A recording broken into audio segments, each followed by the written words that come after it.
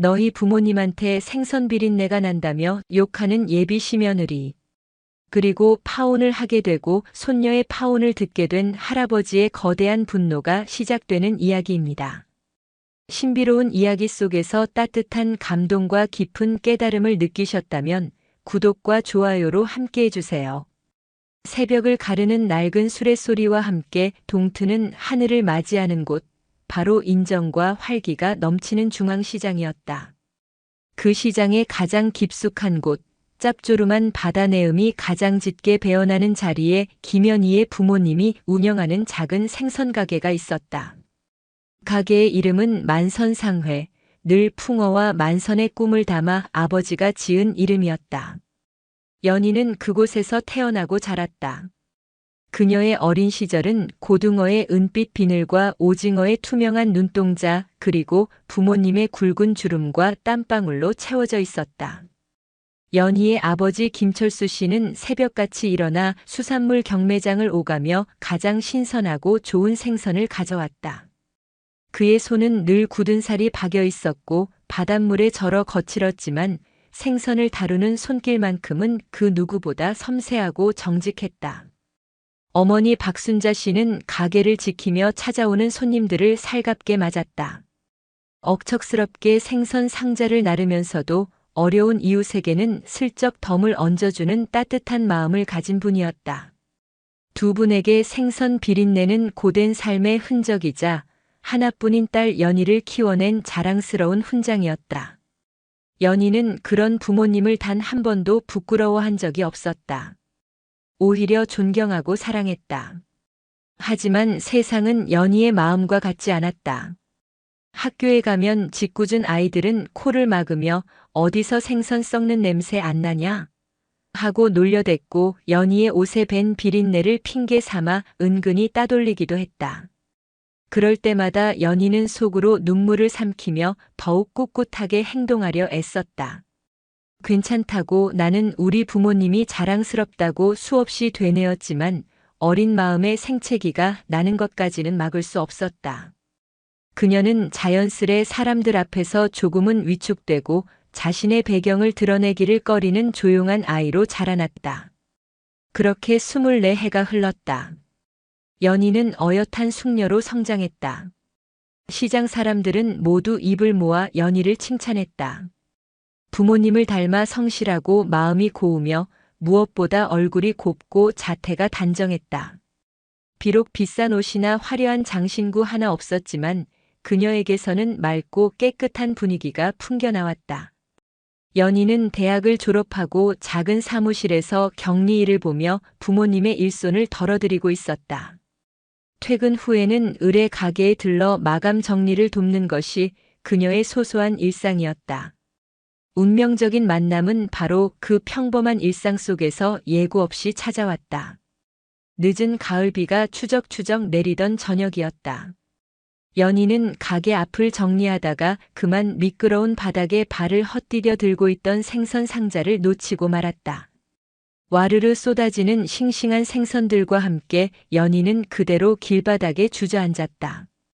창피함과 아픔에 얼굴이 붉게 달아오른 순간 누군가 그녀에게 조심스럽게 다가와 손을 내밀었다. 괜찮으십니까? 다친 곳은 없으세요? 부드럽고 나직한 목소리에 고개를 들자 잘 재단된 검은색 외투를 입은 한 남자가 걱정스러운 눈빛으로 그녀를 내려다보고 있었다. 빗물에 젖은 가로등 불빛 아래 그의 모습은 마치 영화 속 한 장면처럼 비현실적으로 느껴졌다. 그는 이준호였다. 대한민국에서 손꼽히는 중견 건설사인 준성건설 이사장의 외아들이었다. 중요한 약속 장소로 가던 길에 우연히 이 골목을 지나치다 연희를 보게 된 것이었다. 준호는 망설임 없이 무릎을 굽혀 연희와 함께 흙탕물이 묻은 생선을 주워 담기 시작했다. 그의 값비싼 옷이 더러워지는 것은 아랑곳하지 않았다. 오히려 당황해서 어쩔 줄 모르는 연희를 안심시키려는 듯 따뜻한 미소를 지어 보였다. 이런 귀한 생선들이 다 길바닥에 나왔네요. 얼른 주워야겠습니다. 그의 스스럼 없는 태도에 연희는 긴장이 조금 풀리는 것을 느꼈다. 함께 생선을 줍는 동안 두 사람의 손이 스치자 연희는 저도 모르게 심장이 쿵 하고 내려앉는 것을 느꼈다. 난생 처음 느껴보는 설렘이었다. 준호 역시 마찬가지였다. 꾸준이라도 인상 한 번 찌푸리지 않고 묵묵히 생선을 닦아내는 연희의 단정한 모습, 그리고 고맙다는 인사를 건네는 그녀의 맑은 눈망울에 그는 첫눈에 마음을 빼앗기고 말았다. 그날 이후 준호는 약속이라도 한 듯 매일 저녁 시장 골목을 찾아왔다. 처음에는 그저 가게 주변을 맴돌며 연희를 지켜보기만 하다가 며칠 뒤에는 용기를 내어 가게 안으로 들어섰다. 저 어머님, 고등어 2마리만 주십시오. 준호는 어색하게 웃으며 생선을 주문했다. 요리 한번 제대로 해본 적 없는 그였지만 연희를 한 번이라도 더 보기 위한 그럴듯한 핑계였다. 연희의 어머니는 훤칠한 청년이 매일같이 찾아와 생선을 사가자 의아하면서도 싫지 않은 눈치였다. 그렇게 준호는 만선상회의 단골 손님이 되었고 연희와는 자연스럽게 몇 마디 말을 섞는 사이가 되었다. 그는 자신의 신분을 숨긴 채 그저 근처에 사는 평범한 회사원이라고만 소개했다. 연희는 그가 풍기는 부유한 분위기를 어렴풋이 느꼈지만 그의 소박하고 진솔한 태도에 끌려 그런 배경은 전혀 의식하지 않았다. 두 사람은 함께 늦은 저녁을 먹기도 하고 시장 근처의 작은 찻집에서 이야기를 나누며 서로에 대해 알아갔다. 준호는 연희의 순수함과 강인함에 더욱 깊이 빠져들었고 연희는 태어나 처음으로 자신의 모습을 있는 그대로 바라봐주는 준호를 만나 가슴 벅찬 사랑을 느끼기 시작했다. 비린내 나는 시장 골목에서 너무나도 다른 세상에 속한 두 사람의 애틋한 사랑은 그렇게 조용히 하지만 뜨겁게 시작되고 있었다. 계절이 두어 번 바뀌는 동안 연희와 준호의 사랑은 더욱 깊어졌다. 준호의 자상함과 한결같은 마음에 연희는 세상의 전부를 얻은 듯 행복했다. 준호 역시 꾸밈 없고 속 깊은 연희를 만나면서 물질적인 풍요가 채워주지 못했던 진정한 기쁨을 느끼고 있었다. 그는 더 이상 자신의 배경을 숨길 수 없다고 판단했고 연희에게 자신이 준성건설 사장의 아들이라는 사실을 조심스럽게 털어놓았다. 연희는 잠시 놀랐지만 그가 어떤 집안의 아들이든 자신이 사랑하는 사람은 이준호라는 사실에는 변함이 없었다. 오히려 그가 자신을 속이지 않고 솔직하게 말해주었다는 사실에 더욱 믿음이 갔다. 두 사람의 사랑 앞에는 어떠한 장애물도 없어 보였다. 문제는 준호의 집안, 정확히는 그의 어머니인 박 여사에게서 시작되었다. 준호는 사랑하는 사람이 생겼다며 연희를 집에 정식으로 소개하고 싶어 했다. 그는 어머니가 연희의 진심과 좋은 성품을 본다면 분명 허락해 주실 것이라 순진하게 믿었다. 그렇게 약속이 잡힌 날 연희는 며칠 밤낮을 고민하며 가장 깨끗하고 단정한 옷을 차려입고 준호의 집으로 향했다. 준호의 집은 연희가 상상했던 것 이상으로 거대하고 화려했다. 높은 담장과 웅장한 대문, 잘 가꾸어진 정원을 지나 현관에 들어서자 눈이 부실 듯한 대리석 바닥과 고풍스러운 가구들이 그녀를 압도했다. 연희는 자신도 모르게 옷매무새를 만지며 주눅이 들었다. 곧이어 우아한 실내복 차림의 박 여사가 모습을 드러냈다. 날카로운 눈매와 굳게 담은 입술에서부터 만만치 않은 기품 혹은 위압감이 흘러나왔다. 내가 준호가 말하던 그 아가씨니? 박 여사는 연희를 위아래로 훑어보며 차갑게 물었다. 연희는 공손하게 허리를 숙여 인사했지만 박 여사는 눈길 한 번 제대로 주지 않고 소파에 앉았다.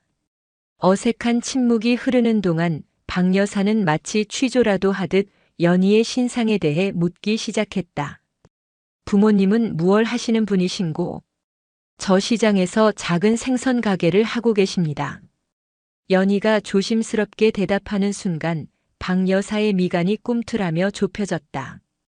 그녀는 들고 있던 찻잔을 탁 소리나게 내려놓으며 경멸이 가득한 시선으로 연희를 쏘아보았다. 생선 장수라고? 내 귀를 의심했구나. 우리 준호가 생선 장수 딸을 만나고 있다는 말이냐? 싸늘한 목소리에는 노골적인 무시와 멸시가 담겨 있었다. 옆에 있던 준호가 다급하게 어머니를 말렸다. 어머니, 그런 식으로 말씀하지 마세요. 연희 씨 부모님 정말 성실하고 좋으신 분들입니다. 닥치거라. 성실하면 다인 줄 아니? 어디서 근본도 없는 것을 데려와 집안 망신을 시키려는 게냐? 우리 집안이 무슨 죄로 생선 장수 딸을 며느리로 맞아야 한단 말이냐? 생각만 해도 비린내가 진동을 하는구나. 박 여사의 모진 말들은 날카로운 비수가 되어 연희의 가슴에 깊숙이 박혔다.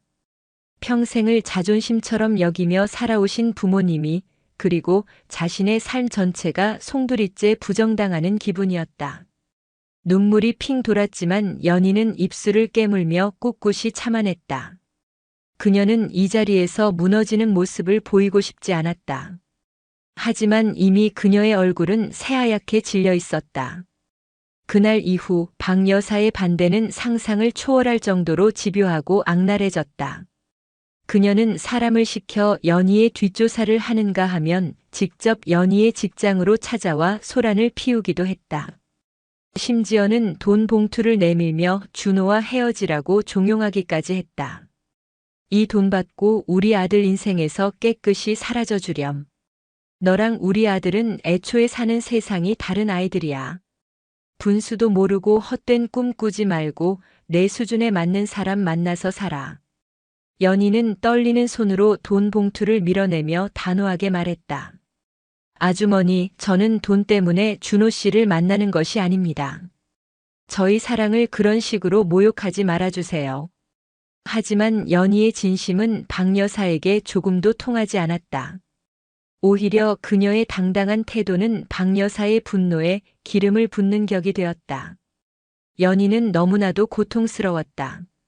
준호를 사랑하는 마음과 자신을 짓밟는 현실 사이에서 갈피를 잡을 수 없었다. 이 모든 것을 그만두고 싶다는 생각이 하루에도 몇 번씩 들었다. 그녀의 괴로움을 눈치챈 준호는 더욱더 연희의 곁을 지키며 그녀를 위로했다. 그는 어머니의 행동에 대해 진심으로 사과하며 자신이 어떻게든 설득해 보이겠다고 약속했다. 연희야, 미안해. 정말 미안해. 우리 어머니 때문에 내가 이렇게 상처받는 거 다 내 탓이야. 하지만 제발 나를 믿고 조금만 더 기다려줘. 내가 꼭 허락받을게. 나는 너 없으면 안 돼. 준호는 연희를 끌어안고 눈물을 글썽였다. 그의 따뜻한 위로와 흔들림 없는 사랑 앞에서 연희의 약해졌던 마음은 다시 단단해졌다. 그래, 저렇게 나를 사랑해주는 사람이 있는데 내가 여기서 포기할 수는 없지. 연희는 모진 시련 속에서도 준호의 손을 놓지 않기로 결심했다. 두 사람은 박 여사의 눈을 피해 더욱 애틋하게 사랑을 이어갔다. 하지만 그들의 사랑이 깊어질수록 그들을 둘러싼 불평등한 현실의 벽은 더욱 견고하고 높아져만 가고 있었다. 수많은 반대와 모욕 속에서도 연희와 준호의 사랑은 꺼지지 않는 불꽃처럼 타올랐다. 결국 아들의 고집을 꺾을 수 없다고 판단한 준호의 아버지가 중재에 나섰다. 그는 아내인 박 여사만큼 편협하지는 않았지만 집안의 격을 중요시하는 인물이었다. 그는 마지못해 결혼을 허락하며 한마디를 덧붙였다. 대신 결혼식만큼은 우리 집안 수준에 맞게 치를 것이다. 남들 보기에 부끄럽지 않도록 하나부터 열까지 부족함 없이 준비하도록 해라.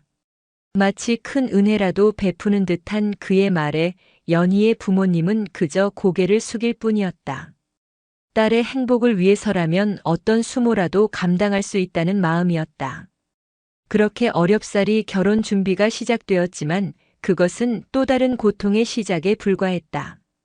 박 여사는 결혼 허락을 빌미로 사사건건 트집을 잡으며 연희와 그녀의 가족을 괴롭혔다. 첫 번째 관문은 예물과 예단을 준비하는 일이었다. 박 여사는 연희와 연희의 어머니를 데리고 최고급 백화점의 명품관으로 향했다. 휘황찬란한 보석과 값비싼 시계들 앞에서 연희의 어머니는 입이 바싹바싹 마르는 것 같았다. 박 여사는 마치 보란 듯이 가장 비싼 다이아몬드 목걸이를 가리키며 말했다. 아가, 예물은 이 정도로 해야 우리 집안 며느리 소리를 듣지 않겠니? 아, 참. 사부인께는 부담이 좀 되시겠구나. 평생 생선 판 돈을 다 모아도 살 수 있을지 모르겠네.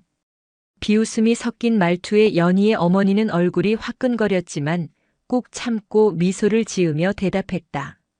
저희 형편껏 정성으로 준비하겠습니다, 사부인. 그러자 박 여사는 코웃음을 치며 말했다. 정성? 요즘 세상에 정성만으로 되는 일이 어디 있답니까? 다 돈이지. 예단도 마찬가지예요.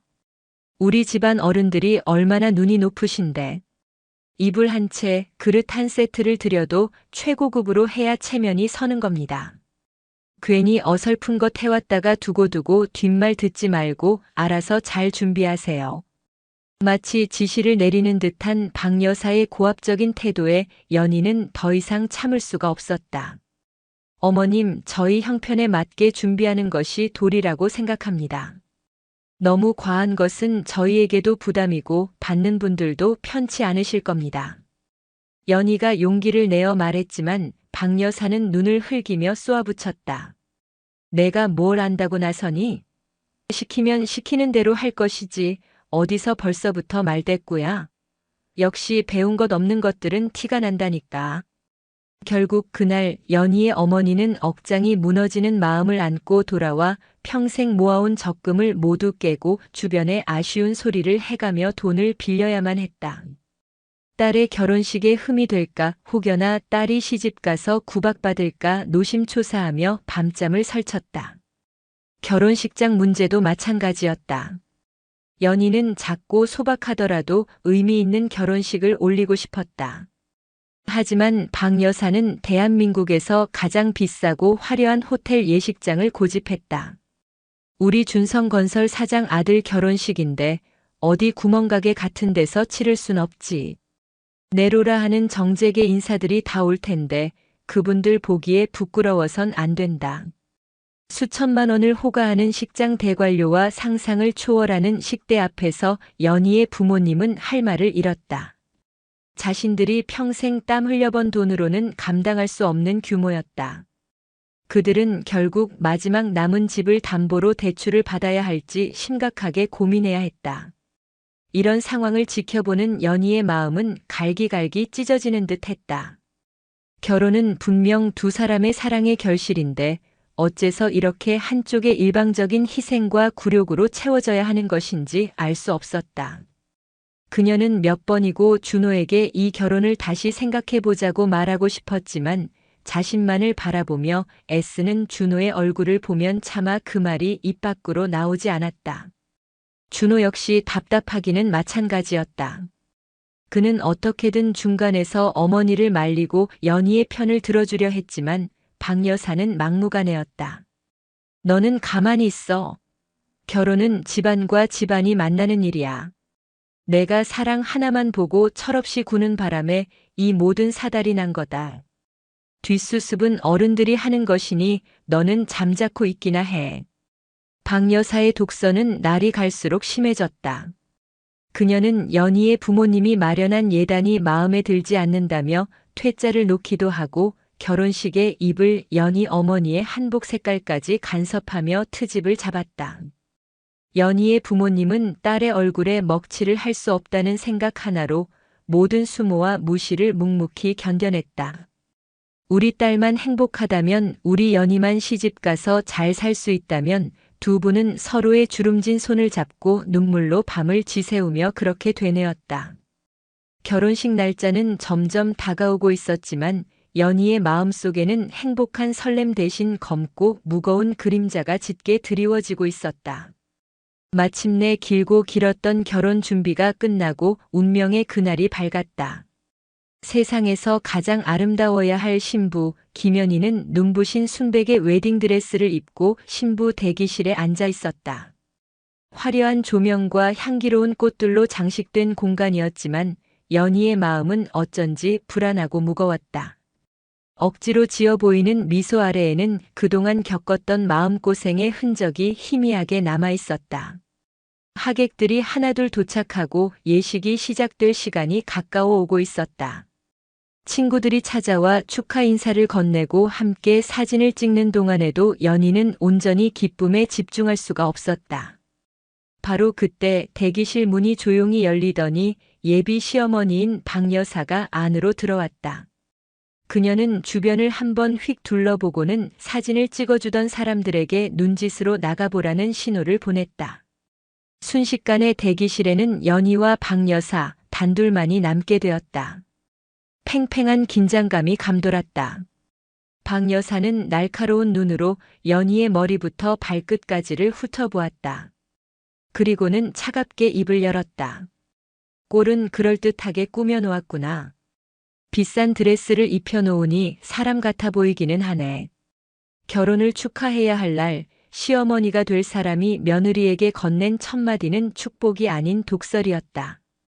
연희는 애써 표정을 관리하며 대답했다. 어머님 와주셔서 감사해요. 감사?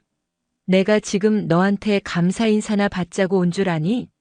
마지막으로 경고하러 왔다. 오늘부터 너는 우리 집안 사람이 되는 거야. 행동거지 하나하나 조심하고 특히 내 그 천박한 집안 내력은 절대 티내서는 안 된다. 알겠니? 네, 어머님. 명심하겠습니다. 연희는 주먹을 꽉 쥔 채 대답했다. 하지만 박 여사의 악담은 여기서 끝나지 않았다. 그녀는 한 걸음 더 다가와 연희의 귓가에 대고 속삭이듯 그러나 누구보다 잔인한 목소리로 말했다. 아까 내 부모님을 복도에서 뵈었는데 아주 가관이더구나. 그분들한테서 나는 역한 생선 비린내가 여기까지 진동을 하는 것 같다. 오늘 귀한 손님들이 얼마나 많이 오시는 자리인데 우리 집안 망신도 유분수지. 맹세코 오늘 예식이 끝나면 다시는 우리 집안에 발도 못 붙이게 할 줄 알아라. 어디서 감히 그런 냄새를 풍기면서 이 신성한 곳에 나타나. 그 순간 연희의 세상이 무너져 내리는 것 같았다. 평생을 자식만을 위해 헌신해온 부모님에 대한 참을 수 없는 모욕이었다. 자신의 존재 자체가 부정당하는 끔찍한 기분이었다. 눈물이 왈칵 쏟아지려는 것을 간신히 참아내고 있을 때였다. 때마침 딸의 얼굴을 한 번이라도 더 보고 싶어 신부 대기실로 향하던 연희의 아버지와 어머니가 문틈으로 그 대화를 우연히 듣게 되었다. 문이 살짝 열려 있었던 것이다. 두 분은 그 자리에 못 박힌 듯 얼어붙었다. 특히 역한 생선 비린내, 집안 망신이라는 말은 아버지 김철수 씨의 가슴에 대못을 박는 것과 같았다. 그는 평생을 자신의 일에 자부심을 갖고 살아왔다. 그 땀과 정직함의 상징인 비린내가 자신의 금지옥엽 같은 딸이 시집가는 집안에서 이토록 천대받고 모욕당할 줄은 꿈에도 몰랐다. 그동안 딸의 행복을 위해 참고 또 참았던 모든 서름과 분노가 한꺼번에 폭발했다. 김철수 씨는 부들부들 떨리는 손으로 문을 활짝 열고 안으로 들어섰다. 그의 눈은 시뻘겋게 충혈되어 있었다. 갑작스러운 등장에 박 여사는 물론 연희도 깜짝 놀랐다. 방금 뭐라고 하셨소, 사부인? 아버지의 목소리는 분노로 낮게 잠겨 있었다. 박 여사는 잠시 당황했지만 이내 뻔뻔한 얼굴로 쏘아붙였다. 아니, 제가 뭘 틀린 말이라도 했습니까? 좋은 날 좋은 게 좋다고 조용히 넘어가려고 했더니 기어코 엿듣고 일을 만드시는군요. 그 말에 어머니 박순자 씨가 와르르 무너져 내렸다. 그녀는 연희를 붙잡고 오열했다. 연희야, 내 딸아. 이런 취급받으면서 어떻게 살려고 이 결혼을 하겠다는 거냐? 엄마는 못 본다. 내 새끼 이렇게 천대받는 꼴은 죽어도 못 봐. 상황을 지켜보던 아버지 김철수 씨는 마침내 결심을 굳혔다. 그는 눈물을 흘리는 아내와 딸을 번갈아 보더니 단호하고 우렁찬 목소리로 외쳤다. 이 결혼 없던 걸로 합시다. 내 딸 이런 모욕을 당하게 하려고 곱게 키운 거 아니오. 안 보내. 아니, 못 보내겠소. 연희야, 일어나라. 아빠랑 집에 가자. 아버지는 연희의 손을 잡아 일으켰다. 그리고는 울고 있는 아내를 부축하며 경악하는 박 여사를 뒤로 한 채 신부 대기실을 박차고 나갔다. 하얀 드레스를 입은 신부가 아버지의 손에 이끌려 식장을 떠나는 충격적인 모습에 복도에 있던 하객들은 모두 술렁이기 시작했다. 한순간에 결혼식장은 아수라장이 되었다. 신부가 결혼식장을 떠났다는 소문은 순식간에 하객들 사이로 퍼져나갔다. 웅성거림은 걷잡을 수 없는 소란이 되었고 식장의 모든 사람들은 대체 무슨 일이 벌어진 것인지 영문을 몰라 어리둥절해했다. 식장 입구에서 하객들을 맞이하던 신랑 이준호는 이 상황을 전해 듣고 사색이 되어 신부 대기실로 달려왔다. 텅 빈 대기실에는 망연자실한 표정의 어머니 박 여사만이 덩그러니 서 있었다. 어머니, 이게 대체 어떻게 된 일이에요? 연휴 씨는요? 장모님은 어디 가셨어요? 준호가 다급하게 묻자 박 여사는 오히려 적반하장으로 소리를 질렀다. 내가 데려온 그 근본 없는 것들 좀 봐라.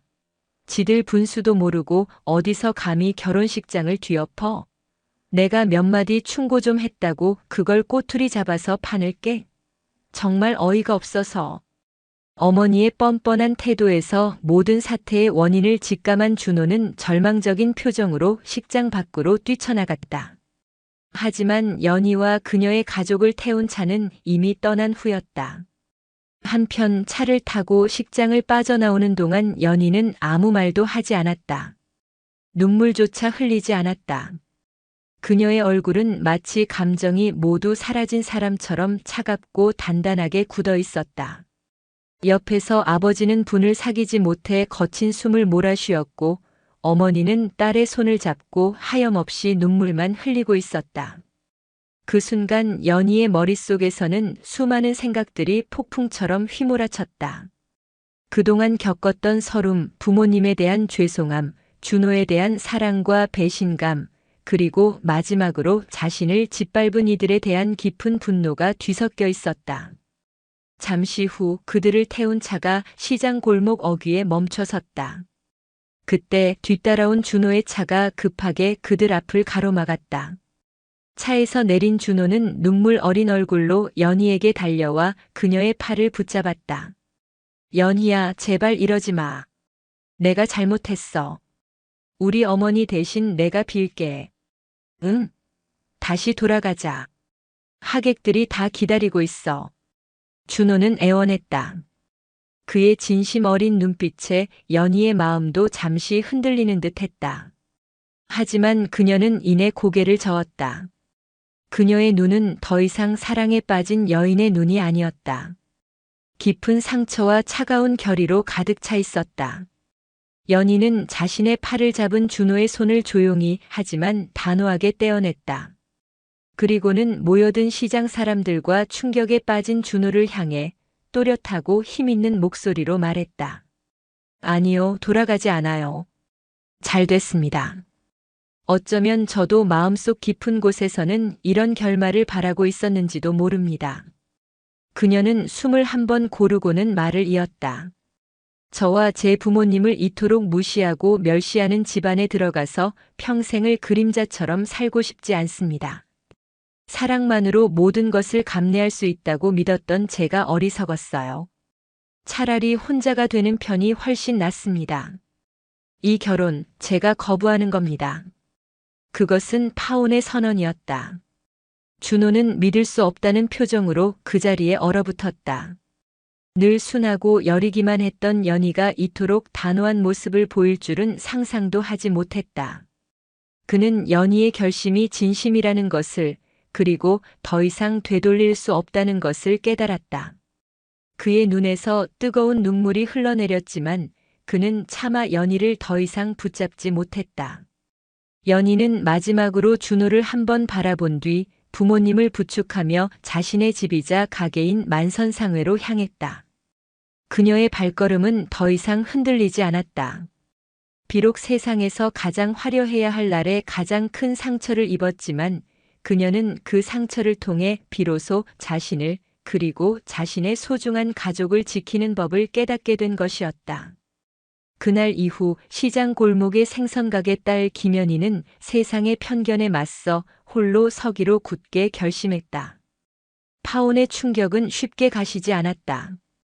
연희의 가족은 며칠 동안 집 밖으로 나오지 못했다.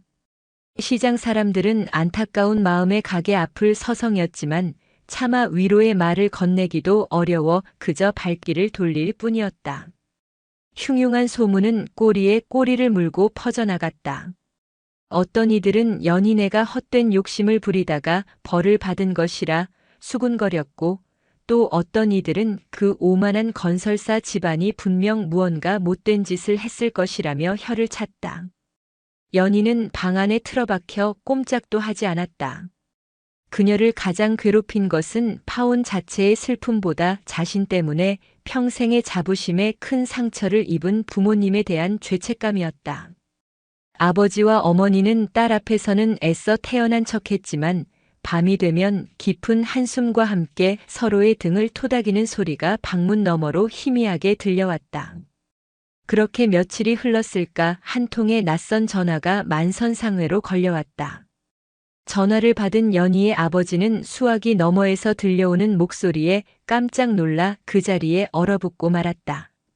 수십 년간 의절하고 지내 소식조차 끊겼던 그의 아버지, 즉 연희의 외할아버지의 비서실이라는 연락이었다. 연희의 외할아버지. 그는 연희에게 있어 그저 사진 속에서나 존재하는 돌아가셨다고만 알고 있던 분이었다. 하지만 진실은 달랐다. 그의 이름은 김태산. 대한민국 재계에 살아있는 신화이자 국내 굴지의 대기업 태산그룹의 총수였다. 태산그룹은 건설, 중공업, 유통을 아우르는 거대 기업으로 준호의 아버지 회사가 운영하는 준성건설과는 비교조차 할 수 없는 그야말로 하늘과 땅 차이의 존재였다. 오래전 김태산 회장의 아들이자 연희의 아버지인 김철수 씨는 아버지의 냉혹한 경영 방식과 비정한 사업 세계의 환멸을 느끼고 모든 것을 버리고 집을 뛰쳐나왔다. 그는 재벌의 아들로서의 삶을 거부하고 자신이 사랑하는 여자 박순자 씨와 함께 시장 바닥에서 땀 흘려 돈을 버는 소박한 삶을 택했다. 이에 크게 분노한 김태산 회장은 아들을 없는 자식으로 여기겠다며 연을 끊어버렸고 그 후로 수십 년의 세월이 흐른 것이었다. 김태산 회장은 겉으로는 냉정했지만 남몰래 사람을 시켜 아들 가족의 소식을 멀리서나마 간간히 지켜보고 있었다. 그러던 중 손녀인 연희의 파혼 소식이 그의 귀에까지 들어가게 된 것이다. 처음에는 그저 젊은 남녀 사이의 흔한 이별이라 생각했지만 자신의 비서가 조사해 온 사건의 전말을 보고받는 순간 김태산 회장의 표정은 싸늘하게 굳어졌다. 보고서에는 준성건설 집안이 연희와 그 가족에게 가했던 온갖 모욕적인 언행과 부당한 요구들이 상세하게 기록되어 있었다. 특히 신부 대기실에서 예비 시어머니가 자신의 아들 내외를 향해 생선 비린내 나는 천한 것들이라며 모욕했다는 대목에 이르자 김태산 회장은 들고 있던 찻잔을 조용히 내려놓았다. 그의 눈빛에서는 얼음장 같은 분노가 서려 있었다. 수십 년간 잊고 지냈던, 아니 애써 잊으려 했던 아들과 손녀에 대한 기억이 파도처럼 밀려왔다. 자신과의 불화로 인해 평생을 시장 바닥에서 고생하며 살아온 아들. 그리고 그 아들이 낳은 단 한 번도 따뜻하게 안아주지 못했던 하나뿐인 손녀. 그들이 고작 중소건설사 졸부 따위에게 그런 끔찍한 수모를 당했다는 사실은 김태산 회장의 자존심과 심장을 동시에 후벼 파는 일이었다. 내 아들이 그리고 내 손녀가 감히 그런 하찮은 것들에게 그런 취급을 당했단 말이냐? 나직하지만 서리빨 같은 그의 목소리에 거대한 회장실의 공기가 얼어붙는 듯 했다. 그는 곧바로 비서실장을 호출했다. 즉시 준성건설이라는 회사에 대해 낱낱이 조사해. 그들이 진행하는 모든 사업, 거래처, 자금 흐름, 그리고 사장 일가의 비리까지 먼지 한 톨 남기지 말고 전부 다 알아내도록. 오랜 침묵을 깨고 잠들어 있던 거인이, 아니, 호랑이가 마침내 깨어나는 순간이었다. 며칠 후 김태산 회장은 직접 사람을 보내 연희의 가족을 자신의 저택으로 불렀다. 수십 년 만에 마주한 아들의 모습은 시장 상인의 고단함이 그대로 새겨져 있었지만 그 눈빛만은 젊은 시절의 강직함을 잃지 않고 있었다. 그리고 그 옆에 서 있는 손녀 연희. 처음 보는 할아버지의 엄청난 위엄에 잔뜩 긴장했지만 꿋꿋하게 자신을 바라보는 그 모습에서 김태산 회장은 자신과 아들의 모습을 동시에 발견했다. 그는 굳은 표정으로 입을 열었다. 그동안 고생 많았다. 이 할아비가 너무 무심했다. 무뚝뚝한 사과 한마디였지만 그 안에는 수십 년의 회한과 미안함이 담겨 있었다. 그리고 그는 연희를 향해 말했다. 아가, 내가 겪은 모든 일은 이미 다 들었다. 내 잘못이 아니다. 사람 위에 사람 없고 사람 밑에 사람 없는 법인데 세상을 너무 쉽게 보려는 어리석은 자들이 있다. 이제부터는 이 할아비가 너의 가장 든든한 바람막이가 되어줄 것이다. 누구도 다시는 너와 내 가족을 함부로 업신여기지 못하게 만들겠다. 그의 말은 단순한 위로가 아니었다. 그것은 대한민국 재계를 뒤흔들 거대한 폭풍의 서막을 알리는 선전포고와도 같았다. 김태산 회장의 분노는 조용했지만 무서웠다. 그는 자신의 손녀가 겪은 치욕을 갚아주기 위해 직접 전면에 나서지 않았다. 대신 대한민국 경제계에 보이지 않는 손들을 움직이기 시작했다. 수십 년간 재계의 정점에서 군림해온 그의 말 한마디는 곧 법이자 거스를 수 없는 명령과도 같았다. 감히 건설업에 갓손을 댄 졸개들이 사람의 귀천을 논하며 내 손녀를 능멸했다고. 좋다. 그렇다면 그들이 그토록 소중히 여기는 사업으로, 돈으로 뼈저리게 가르쳐주마. 사람을 잘못 건드리면 어떤 대가를 치르게 되는지를 말이다. 김태산 회장의 지시는 명확하고 신속했다. 그의 비밀스러운 지휘 아래 태산그룹의 핵심 브레인들이 일사불란하게 움직이기 시작했다.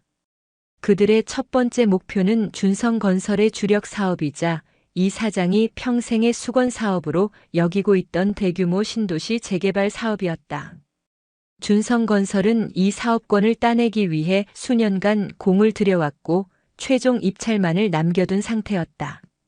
이 사업의 성공 여부에 회사의 명운이 걸려 있다고 해도 과언이 아니었다. 태산그룹의 자회사인 태산건설은 본래 그 정도 규모의 사업에는 직접 참여하지 않는 것이 관례였다. 하지만 김태산 회장의 특별 지시가 떨어지자 태산건설의 최고 전문가들로 구성된 팀이 꾸려졌다. 그들은 밤을 새워가며 준성건설이 제출할 입찰가를 분석하고 그보다 훨씬 더 파격적인 조건과 압도적인 자금력을 동원한 사업 계획서를 만들어냈다. 입찰 당일 준성건설의 이 사장은 승리를 확신하며 여유로운 미소를 짓고 있었다. 경쟁사들의 규모나 제안 내용이 자신들의 상대가 되지 않는다고 판단했기 때문이었다. 하지만 최종 입찰 결과가 발표되는 순간 그의 얼굴은 경악으로 일그러졌다. 예상치도 못했던 태산건설이 나타나 자신들의 제안보다 훨씬 낮은 공사비와 월등한 개발 계획을 제시하며 사업권을 가로채 간 것이었다. 그것도 아주 근소한 차이가 아닌 누구도 이의를 제기할 수 없을 만큼 압도적인 차이로 말이다. 이 사장은 망치로 머리를 한 대 맞은 듯한 충격에 휩싸였다. 수년간의 노력이 한순간에 물거품이 된 것도 모자라 사업을 준비하며 투자했던 막대한 자금까지 고스란히 빚으로 떠안게 될 위기에 처했다. 그는 도저히 이해할 수 없었다. 태산건설 같은 거대 기업이 어째서 이런 중소규모의 사업에 갑자기 뛰어들어 출혈 경쟁까지 감수하는 것인지 그 이유를 알 수가 없었다. 하지만 이것은 시작에 불과했다. 김태산 회장의 보복은 마치 거대한 그물처럼 준성건설의 숨통을 서서히 그리고 확실하게 조여오기 시작했다. 태산그룹은 자신들이 가진 막강한 영향력을 이용해 준성건설의 주요 거래처였던 은행과 금융권에 압력을 넣었다. 준성건설은 리스크가 큰 기업이니 대출 연장이나 신규 자금 지원에 신중을 기하라는 은밀한 메시지가 전달되자 은행들은 약속이라도 한 듯 준성건설의 대출 만기를 연장해주지 않았고 오히려 기존의 대출금까지 조기 상환하라고 압박하기 시작했다. 하루아침에 자금줄이 막혀버린 준성건설은 극심한 유동성 위기에 빠졌다. 공사 현장은 멈춰섰고 협력업체들은 밀린 대금을 달라며 아우성을 쳤다. 설상가상으로 오랫동안 끈끈한 관계를 유지해왔다고 믿었던 원자재 공급 업체들마저 갑자기 납품을 중단하겠다고 통보해왔다.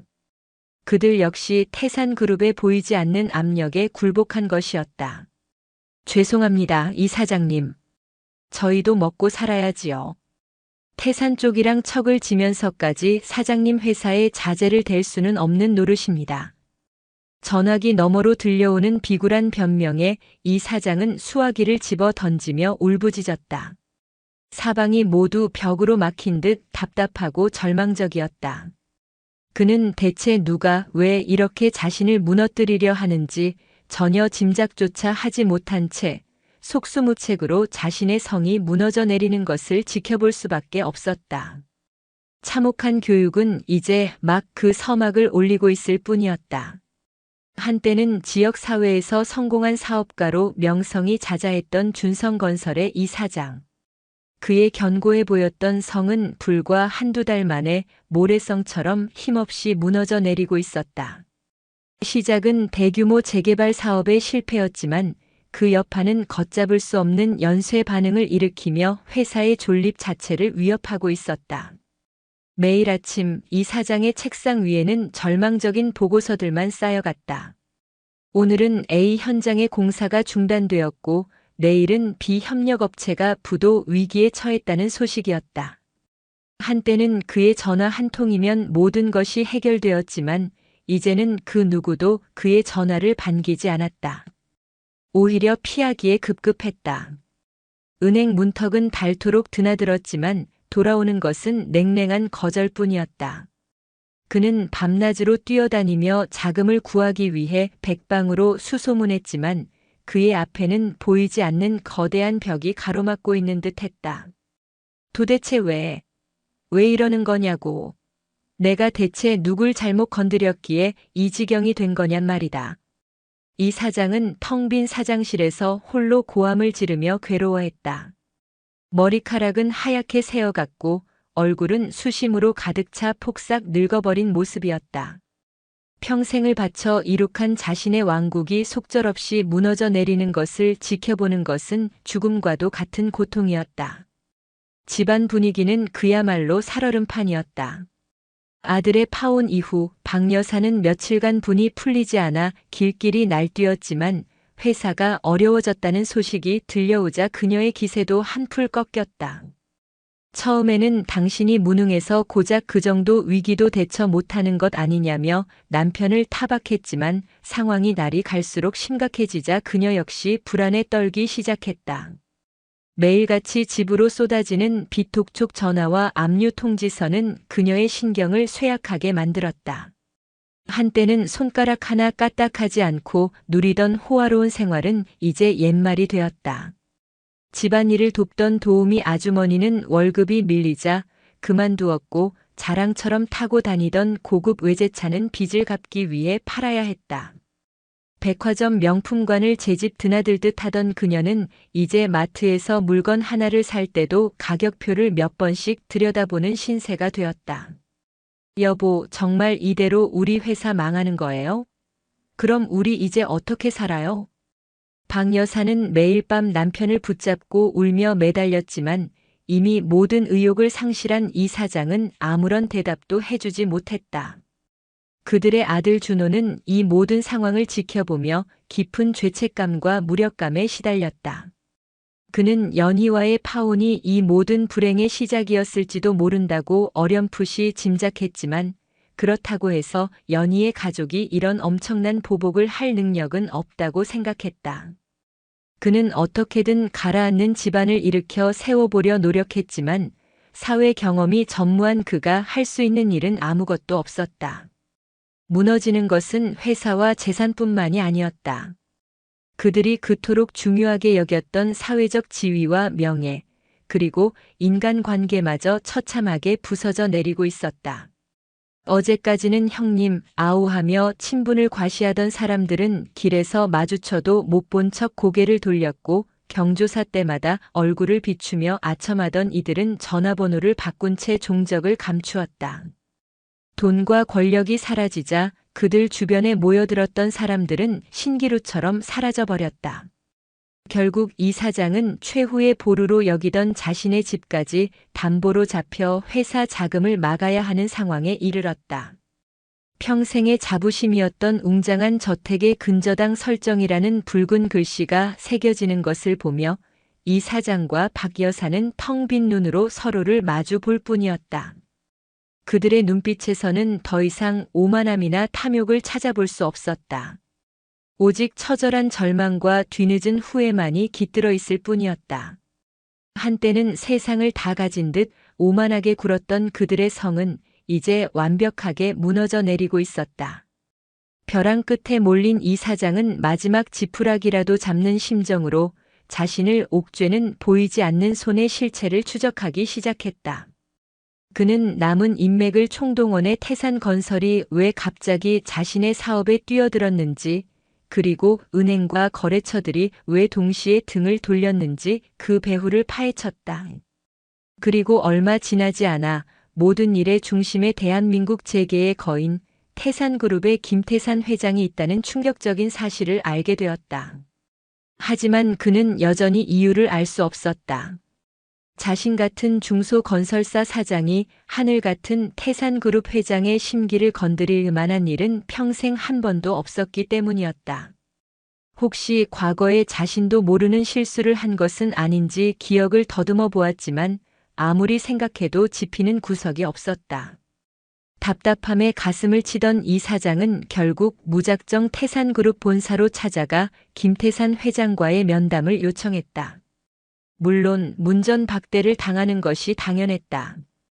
그가 며칠 동안이나 1층 로비에서 하염없이 기다리며 버티자 마침내 김태산 회장으로부터 연락이 왔다. 정식 면담이 아닌 잠시 시간을 내어주겠다는 통보였다. 이 사장은 초라한 자신의 행색을 가다듬고 무거운 발걸음을 옮겨 거대한 태산그룹의 회장실로 들어섰다.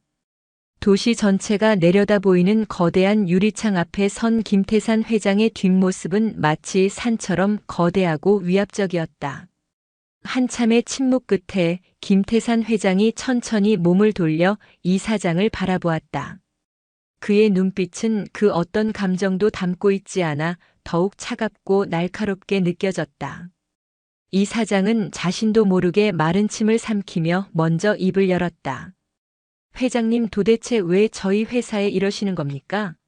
저희 같은 작은 회사가 회장님의 심기를 불편하게 해드릴 만한 일을 했다면 100번 사죄드리겠습니다. 부디 이쯤에서 거두어 주십시오. 그의 목소리는 절박함으로 떨리고 있었다. 김태산 회장은 그런 그를 잠시 말없이 내려다보다가 나직하지만 회장실 전체를 울리는 목소리로 입을 열었다. 자네는 아직도 이유를 모르겠는가? 그렇다면 자네는 사업뿐만 아니라 인생 자체를 잘못 살아온 게야. 김태산 회장은 책상 위에 놓여있던 사진 한 장을 들어 이 사장 앞으로 밀었다. 앳되고 맑은 미소를 짓고 있는 김연희의 사진이었다. 이 사장은 사진을 보고 잠시 의아한 표정을 짓다가 이내 그것이 자신의 아들과 파혼한 그 생선가게 딸이라는 것을 깨달았다. 이 아가씨가 어째서 회장님 방에? 이 사장이 혼란스러운 목소리로 묻자 김태산 회장은 싸늘한 미소를 지으며 말했다. 자네와 자네의 아내가 그토록 천대하고 무시했던 그 생선가게 딸, 바로 내 하나뿐인 손녀단. 네? 손녀라니요? 그게 무슨? 이 사장은 믿을 수 없다는 듯 되물었다. 김태산 회장은 수십 년 전 자신의 아들이 집을 나간 이야기부터 그 아들이 시장에서 생선 가게를 하며 살아온 이야기까지 담담하게 풀어놓았다. 그리고 마지막으로 그의 눈빛이 칼날처럼 날카로워졌다. 너희는 고작 돈 좀 있다고 사람을 계급으로 나누고 모욕하는 것이 당연한 세상에 사는 줄 알았겠지. 땀 흘려 정직하게 살아가는 내 아들과 며느리를 비린내 나는 천한 것들이라 칭하고 착하고 어진 내 손녀의 가슴에 대못을 박았더구나. 김태산 회장의 말 한마디 한마디는 천둥처럼 이 사장의 머릿속을 후려쳤다. 이제야 모든 퍼즐 조각이 맞춰지는 기분이었다. 왜 태산그룹이 자신을 향해 공격을 시작했는지, 왜 모든 것이 그토록 순식간에 무너져 내렸는지 그 모든 이유를 깨닫게 된 것이다. 그의 얼굴은 순식간에 새하얗게 질렸고 다리가 풀려 그 자리에 주저앉을 뻔했다. 회장님, 저희는 정말 몰랐습니다. 그 아가씨가 회장님의 손녀일 줄은 꿈에도. 그는 비굴하게 용서를 구하려 했다. 하지만 김태산 회장은 그의 말을 차갑게 끊었다. 몰랐다고? 내 손녀가 아니었다면, 다른 집 평범한 딸이었더라면 그렇게 함부로 짓밟아도 된다는 것인가? 바로 그 오만한 생각이 너의 모든 것을 망가뜨린 것이다. 김태산 회장은 자리에서 일어나 창밖을 바라보며 마지막 말을 던졌다. 사람을 업신여기고 그 눈에 눈물을 흘리게 하면 반드시 그 몇 배의 대가가 따른다는 것을 내 남은 인생과 무너져 내린 내 사업을 통해 뼈저리게 배우도록 해라. 그것이 내가 너에게 주는 마지막 가르침이다. 이제 돌아가 보게. 그것은 사형 선고와도 같았다. 회장실을 나온 이 사장의 걸음은 천근만근 무거웠다. 그는 자신이 무시했던 한 여인의 뒤에 얼마나 거대한 산이 버티고 있었는지를 깨달았다. 하지만 그보다 더 뼈아픈 진실은 자신이 짓밟았던 것이 단순히 한 가난한 집안의 자존심이 아니라 인간으로서 지켜야 할 최소한의 도리와 존중이었다는 사실이었다. 후회하기에는 너무 늦어버린 뒤였다. 김태산 회장의 철퇴를 맞은 준성건설과 그 가족의 몰락은 처참했다. 회사는 결국 부도를 피하지 못하고 공중분해되었으며 이 사장 일가는 평생을 자부심으로 여겼던 저택과 모든 재산을 잃고 하루아침에 길거리로 나앉는 신세가 되었다. 돈과 권력이라는 날개를 잃어버린 그들은 더 이상 예전처럼 오만한 모습이 아니었다. 박 여사는 생계를 위해 허드렛 일을 시작해야 했고 이 사장은 무력감에 빠져 술로 세월을 보냈다. 아들 준호는 이 모든 불행이 자신의 어리석음과 무책임함에서 비롯되었다는 죄책감 속에서 어떻게든 가족을 다시 일으키기 위해 굳은 일을 마다하지 않으며 힘겨운 삶을 살아가야 했다. 반면 연희의 가족에게는 새로운 변화의 바람이 불어왔다. 김태산 회장은 아들 내외에게 당장 시장 가게를 정리하고 자신의 집으로 들어와 함께 살자고 권유했다. 하지만 연희의 아버지 김철수 씨는 고개를 저으며 아버지의 제안을 정중히 거절했다. 아버지, 마음은 감사하지만 저희는 이대로가 좋습니다. 평생을 땀 흘리며 살아온 이곳 시장 골목이 저희의 집이고 이 비린내가 저희의 삶입니다. 이제 와서 아버지의 그늘 아래서 편안한 삶을 살고 싶지는 않습니다. 수십 년의 세월이 흘렀지만 아들의 강직한 성품은 변하지 않았다. 김태산 회장은 그런 아들의 모습에 씁쓸하면서도 한편으로는 대견한 마음이 들었다. 그는 아들의 뜻을 존중하기로 했다. 대신 낡고 허름했던 만선상회를 깨끗하고 현대적인 가게로 새로 꾸며주고 주변의 상가 건물 몇 채를 아들 내외의 이름으로 사들여 안정적인 노후를 보낼 수 있도록 배려해 주었다. 연희의 부모님은 다시 예전처럼 시장에서 생선을 팔며 소박하지만 행복한 일상을 이어갔다. 더 이상 그 누구도 그들을 무시하거나 얕보지 못했다. 가장 큰 변화를 맞이한 것은 바로 연희였다. 그녀는 자신과 가족을 위해 거대한 힘을 움직여준 할아버지에게 깊은 감사를 느꼈지만 한편으로는 마음이 편치 않았다. 할아버지의 그늘 아래서 보호받는 존재로만 남고 싶지 않았다. 그녀는 스스로의 힘으로 당당하게 서고 싶었다. 어느 날 연희는 김태산 회장을 찾아가 자신의 결심을 털어놓았다. 할아버지, 저에게 기회를 주세요. 더 이상 부모님이 생선 비린내 난다고 무시당하시지 않도록 저 자신도 누구 앞에서든 떳떳하고 당당할 수 있도록 저만의 길을 만들고 싶습니다. 할아버지 곁에서 처음부터 다시 배우고 싶습니다. 그녀의 눈빛은 그 어느 때보다 굳은 의지로 빛나고 있었다. 김태산 회장은 그런 손녀의 모습에서 젊은 시절 자신의 모습을 발견하고는 흐뭇한 미소를 지었다. 좋다, 내 손녀딸. 내게 그런 각오가 있다면 이 할아비가 기꺼이 너의 스승이 되어주마. 그날부터 연희의 새로운 인생이 시작되었다. 그녀는 태산그룹 회장실의 작은 책상에 앉아 할아버지의 경영 수업을 받기 시작했다. 처음에는 복잡한 서류와 어려운 경제 용어들 앞에서 좌절하기도 했지만 그녀는 포기하지 않았다. 밤을 새워가며 공부했고 모르는 것은 부끄러워하지 않고 물어가며 하나씩 배워나갔다. 김태산 회장은 손녀를 혹독하게 가르쳤다. 하지만 그 가르침의 바탕에는 늘 따뜻한 애정이 깔려 있었다. 그는 손녀에게 단순히 돈을 버는 기술을 가르친 것이 아니었다. 사람을 어떻게 대해야 하는지, 기업이 사회에 어떤 책임을 져야 하는지, 그리고 정상에 섰을 때 어떤 마음가짐을 가져야 하는지를 가르쳤다. 연희야, 기억하거라. 사업의 기본은 사람이다. 사람의 마음을 얻는 자가 세상을 얻는 법이지. 너는 시장 바닥에서 사람 사는 냄새를 맡으며 자랐다. 그것이 너의 가장 큰 자산이 될 것이다. 절대 그 뿌리를 잊어서는 안 된다. 할아버지의 가르침 속에서 연희는 하루가 다르게 성장해 나갔다. 시장 골목에 순박했던 생선가게 딸은 이제 수많은 직원들을 이끌고 거대한 기업의 미래를 고민하는 지혜롭고 강인한 여성으로 거듭나고 있었다. 그녀의 새로운 인생은 이제 막 찬란한 막을 올리고 있었다. 사람의 가치는 그가 가진 부나 지위가 아닌 그의 인격과 마음가짐에서 비롯됩니다. 세상 그 어떤 일도 사람보다 귀할 수는 없으며 땀 흘려 정직하게 살아가는 삶은 존중받아 마땅합니다. 타인에게 상처를 주는 오만한 행동은 결국 부메랑이 되어 자신에게 더 큰 불행으로 돌아오게 마련입니다. 진정한 행복은 화려한 겉모습이 아닌 서로를 아끼고 사랑하는 가족의 따뜻한 마음 속에 있습니다.